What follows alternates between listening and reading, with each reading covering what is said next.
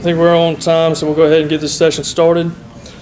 My name is Wilks Wood, and I'm a graduate student at Mississippi State University under Dr. Jason Kreutz, focused on irrigation management. I'm going to talk today about some of the research we've been doing, and then Mr. Clements is going to follow me up and talk about some of our irrigation throughout history and some aspects that he's been able to find useful. And I'll have plenty of time for questions, hopefully. But I'm going to start off and talk about some agronomic practices and irrigation management strategies that optimize soybean water use efficiency. So the reason that we're so concerned with irrigation management is the Mississippi River Valley alluvial aquifer is the main source for our irrigation withdrawal. In 2007, they modeled it out to where if we stayed on that current path and did the same things that we were doing at that time, in just 20 years, the effects would be catastrophic to our area, it'd be crippling to our agriculture. So we are needing new management strategies and new practices to make irrigation more efficient. And so far, they've already put in place permanent values metering programs and increased regulation. With us at Mississippi State has been tasked with furthering it and coming up with new ways to irrigate more efficiently. And today we're kind of discuss two different routes. We're going to talk about some cultural control practices that are to be easily used. And also we're going to talk about some tools that are available. So we're going to start off with some of the cultural things that can be done, and we're going to start with maturity group and planting date. This is from a study done by the University of Arkansas, and it was a regional study done over multiple years, looking at the effect that maturity group has by planting date. And this is looking at percent yield that these maturity groups can achieve within these planting dates. And off the bat, early planting date was able to achieve the most yield for each specific maturity group, and then the later you wait to plant, yield loss is observed. So we wanted to take this kind of mindset and this thought process and apply it to how does that work with irrigation management? How does that work with watering these maturity groups? So we conducted a study where we planted a maturity group 3, 4, and 5 soybean at an early planting date, mid planting date, and a late planting date. The early planting date we used was April 26th. The prime window for our area is April 15th due to rain both years. We had to get in a little bit later. But then the mid-planting date was May 15th, and then the late planting date we used was June 1st. And we're going to go ahead and jump straight into results of the time. And immediately off the bat, we see similar things in terms of yield that the University of Arkansas project and study found as well. With each successive planting date, yield loss is observed. But then looking at specific planting dates, within the early planting date, the group 4 and group 5 yielded significantly better than maturity group 3 soybean. Then really pay attention to that group 5 and that early planting date. Just waiting 2.5 weeks, a drastic significant yield loss can be observed with that group 5. Also, maturity group 3 has some yield decrease, as does the group 4. But still, in that mid-planting date window, maturity group 4 yielded significantly higher than the other two maturity groups. And then lastly, in the late planting date, no maturity group yielded significantly better than the other. So then moving to water use efficiency, again, we see the same thing. With each successive planting date, our water use efficiency is decreased. And we calculated this water use efficiency by just taking our yield in bushels per acre and dividing it by the amount of water we applied. So we're left with the amount of bushels made by each acre inch of water applied. And then moving within the first planting date, maturity group 3 was significantly better than the group 4, but when it comes to a yield loss of about 10-12 bushels, that's just not feasible for us to tell our growers to do, so that's out of the question. But then the group 4 and the group 5 were not significantly different than one another. Next, the mid-planting date, again, water use efficiency significantly decreased just due to waiting that 2.5 week time frame, but the maturity group 4 within that window was significantly better than the other maturity groups. And then lastly, group 4 and the late planting date did significantly better than the group 5, but the group 3 was not different than any of the other maturity groups. So that is just looking for cultural easy practices to be done, just looking at planting dates, maturity group choices. Another study we've been looking at is the effect that row spacing has on yield. And this is just 1 year of data. This was on a heavy clay dirt. And on the right is a 40-inch bed, and that kind of goes with our conventional area. Most of our guys are on 38s, typically plant single rows. And then we compared that with an 80-inch wide bed where we put 20-inch row spacings on top. And just this 1 year data, we were able to cut 6 bushels higher than doing it the conventional normal way. Everything else in the study was kept the same. So right off the bat, just going to a 20-inch row spacing gave us 6 bushels compared to the conventional method. But Wilks, I mean, the reason we did that right was the University of Arkansas showing multiple years, multiple locations, multiple soil tests. Absolutely. And that when they went sub 30, they were seeing a 6 to 10 bushel yield increase, which is what precipitated us to do this study. Right? Absolutely, and I was going to tie that in at the end, but not always good. But yes, as Dr. Cruz felt like jumping the gun on me for, just feeling the need to jump in like Big Papa. But yes, that's what I was going to say. The reason we've done the study is University of Arkansas and some other universities have published some research and been talking for a while that going sub 30s, they're seeing a 6 to 8% yield increase just simply by doing that minute thing. And then Dr. Orlowski, who's also at this meeting, he has a grad student that's actually looking at this as well, and they're looking at 38 singles, 38 twins, and then 19 and a halves. So the 19 and a halves every single time are yielding significantly higher than 38 singles or 38 twins. So that's something else we combat is, okay, well, I'm not planting just single row 40s or 38s in our area, but I'm doing twin row. Shouldn't that be better? Still going sub 30s, we're seeing a yield increase simply by just changing kind of the plant geometry and the way it's feeding in the field equals up to a yield increase just by that simple task, simple thing. But we'll come back to that here in a little while. So that's dealing with some of the cultural practices that are just easily done. Now we're going to kind of get to the tools that are available. First is computerized hole selection. Second, we're going to discuss the surge irrigation. And then lastly, we're going to talk about some soil moisture sensors. And then through the years that we've been able to do this, we've given this data to our economist, and he's been able to work out a very complex formula that I can't begin to explain or understand. But for essentially the life of these tools that are in place in your field, for the lifespan of those tools will be useful, it will cost about $8.20 per acre for those tools being used in your field. So keep that in mind. And we're going to start off with computerized hole selection. We typically use Pipe Planner. It is free from Delta Plastics. It's a great tool. If it's not already being used on your farm, highly encourage it. And it can give you recommendations on your type and quantity of holes for your poly tubing.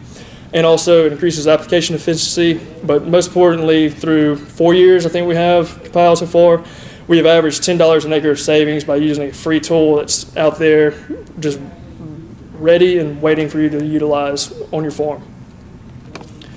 And then I know Mr. Clemens is going to hit on some more with Pipe Planner and talk about it a little more in depth. And then next, surge valves.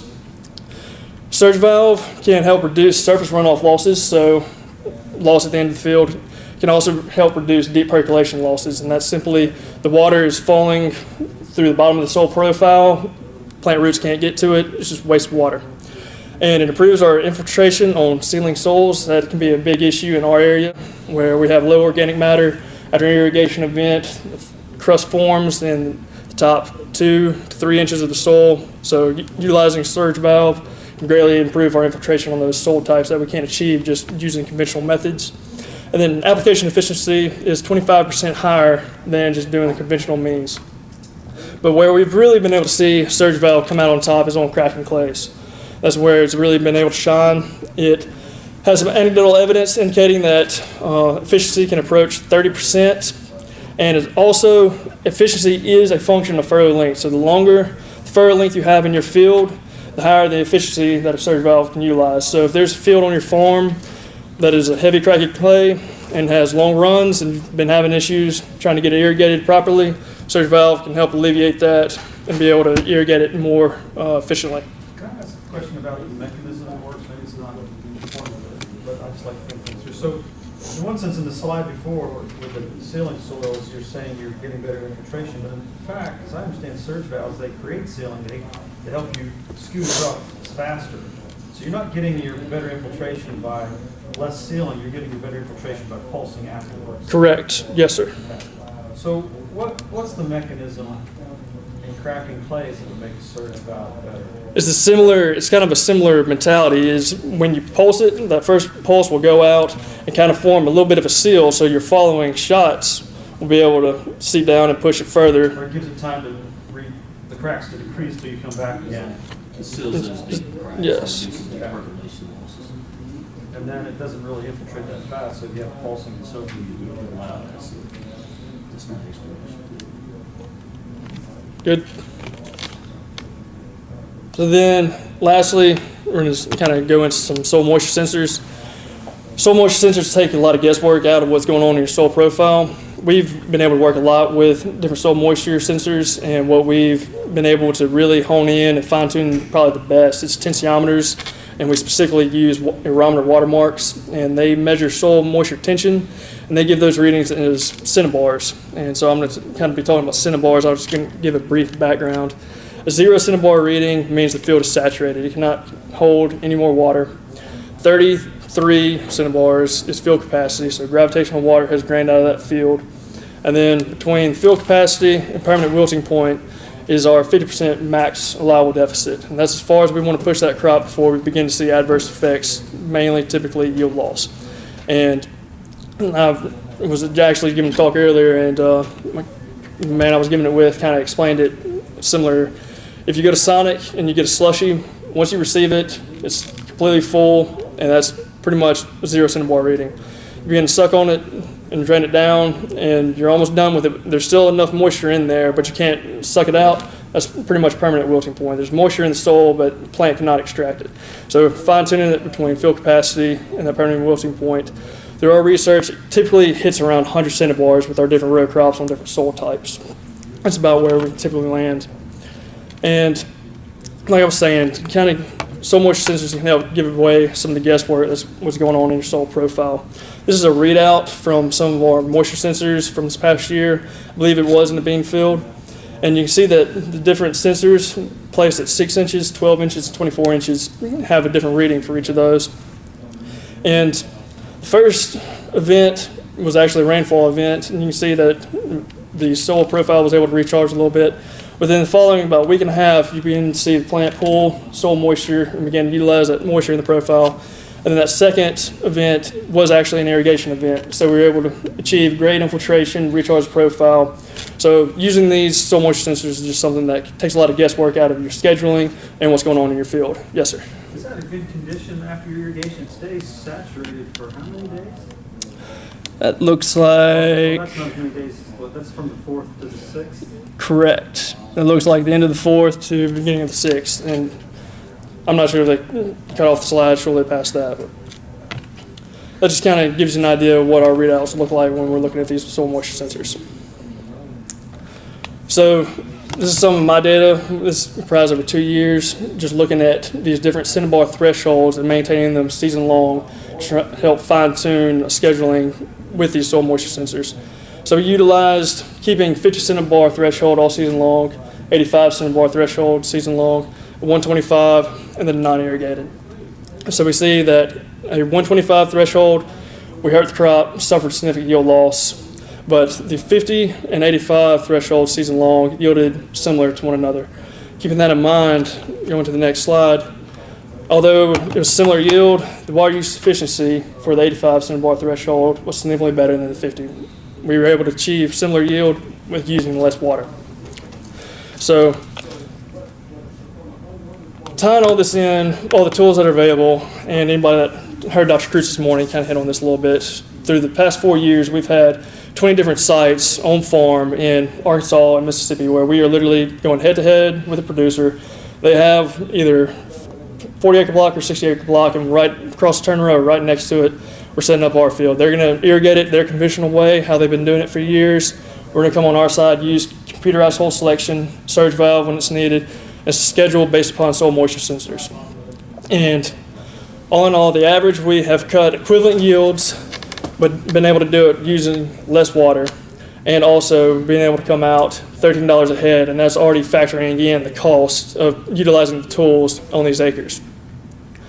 So this is just a great example of these tools are out there and available to be utilized and just ready for the taking.